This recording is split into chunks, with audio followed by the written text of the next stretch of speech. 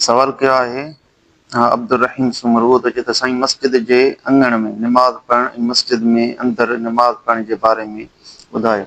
बिस्मिल्लाहिर रहमानिर रहीम। मस्जिद जो अंगण बि मस्जिद ई आहे, इन करे मस्जिद जे अंदरि निमाज़ पढ़ण या मस्जिद खां ॿाहिरि निमाज़ पढ़ण उहो ई अजुर ऐं सवाब बराबरि आहे। जीअं रद्दुल मुतार में अल्लामा शामी रहमहुल्लाह ताला लिखे थो त अन्न फिनाअल मस्जिद लहू हुक्मुल मस्जिद सुम्मा लिअन्न सहन फिनाउल मस्जिद।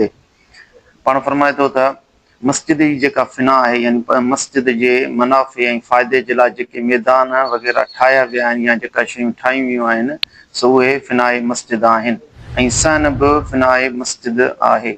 इन करे जेका मस्जिद जो हुकुम आहे उहो ई उन जे सहन जो हुकुम आहे, यानी जेको निमाज़ मस्जिद जे अंदरि पढ़ंदो उनखे अजुर ऐं सवाब जेतिरो मिलंदो ओतिरो ई अजुर सवाब उनखे सहन में बि मिली वेंदो। अल्लाहु आलम बिस्सवाब।